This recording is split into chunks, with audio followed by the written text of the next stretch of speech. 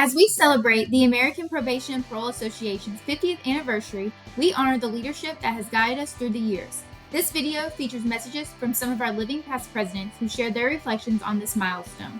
While not all are represented, we recognize and thank every past president for their lasting impact on APPA. To talk to you a little bit about my experiences with APPA and the professional growth and development that I experienced over the course of 30 years. I started my career as a parole officer trainee in 1973. The best moves that I made was getting involved with the American Probation and Parole Association. I met many people there who mentored me over the years and who I still stay in touch with even today.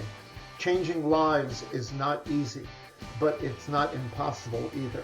American Probation and Parole Association has always prided itself in a motto, justice and public safety for all. APPA in particular gave me the opportunity to learn what needed to be done and how to do it. Suffice to say that my work in the American Probation and Parole Association and in my career changed me probably more than anybody else that I've changed who I came into contact with.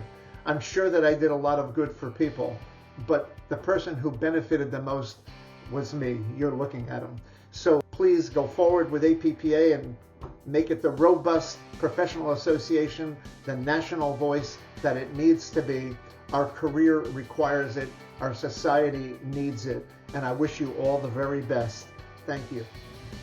Hi, this is Ray Wall, and I was president of APPA from 1999 to 2001.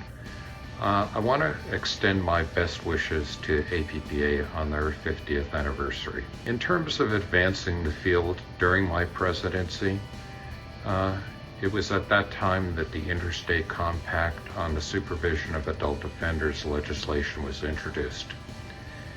I have deep personal feelings about APPA. Of course, I attend the institutes to get cutting-edge training. When I attend the institutes, I have been fortunate to have developed lifelong friendships with people involved with APPA, and I look forward to seeing them every year. I keep in touch with them in between the institutes, and I'm grateful to be part of their life. My hope is that there are members listening to this video that have had the same fulfilling experience I have had with APPA. I look forward to seeing you in New York City, where we can celebrate the 50th anniversary. Hello, I'm Kathy Waters, and I had the privilege of serving as president of APPA from 2001 to 2003. As we celebrate APPA's 50th anniversary, I reflect on the experiences of being an active member and serving many functions of APPA throughout the years. But more than anything, it's the people and the networking that takes place and has remained with me for so many years. The value of being involved with APPA is priceless, and it would be difficult to even put a price on the relationships developed and the knowledge gained from being a member of APPA. 50 years is a remarkable milestone, and I'm proud to have been a part of the journey. So here's to the next 50 years of innovation, advocacy, and impact. Congratulations, APPA. Happy birthday, APPA. Mark Carey here. 5 decades, that's a long time. Made me think about what happened 50 years ago. APPA has had its share of change over that time as well. Growing from an informal group of passionate, like-minded individuals to a powerful and influential organization that has become a prominent voice in the field of community corrections. In 2005, I had the distinct pleasure of serving as APPA president. During that time, we created the Leadership Institute, which helped develop community corrections leaders from across the country, many of whom are currently serving in leadership positions in APPA and in their home communities. Secondly, we put evidence-based practice at the forefront of what we do as a field. No longer were we operating solely from instinct and good intentions. Now we had science and data to help us maximize our influence on outcomes. I am honored to have been given the opportunity to contribute to APPA's history. In addition, I, along with thousands of others, have personally benefited from learning from colleagues worldwide with the added benefit of making lifelong friendships along the way. Happy birthday, APPA. I can't wait to see what you do in the next 50 years.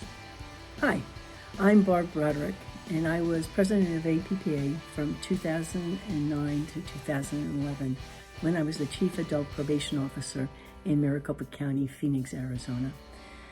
As others have mentioned, one of the most important things that has come out of my membership is lifelong friends that I've met at the institutes. During my tenure, one of the things I'm most proud of is the fact that we conducted our first listening session with the Department of Justice and SAMHSA, the Substance Abuse Mental Health Service Agency. We presented our concerns, our issues, and of course we thank them for the assistance they've already provided. Two other things jump out at me. One was we designed an office safety protocol so that staff would be safe and maximize the utilization of space in an appropriate way. The other was endorsing pretrial supervision as a viable option for the courts to use. My final thoughts is to thank all of you. Without you, our members, we will not. Hi, it's exciting to be here with you celebrating 50 years of APPA. I am Scott Taylor. I'm the 20th president of APPA and served from 2011 to 2013. I have thoroughly enjoyed the sense of camaraderie and learning from fellow professionals over the years. A couple events were significant to me as past president. One was I got to celebrate the 20th anniversary of the Victim Services Committee, expanding our voice internationally, working with the Confederation of European Probation to host the first conference in London, and then continuing that work, and 2 years later, holding the second World Congress in Los Angeles. Happy anniversary, APPA. I'm Susan Burke, president from 2015 to 2017. My presidency is remembered for welcoming a new executive director, strategic planning, and hosting town hall type meetings for members to discuss how current events were impacting the profession. We also hosted the Second World Congress on Probation in Los Angeles, California, fulfilling past President Carmen Rodriguez's vision that APPA be an international force for positive change. I can't believe it's been 50 years.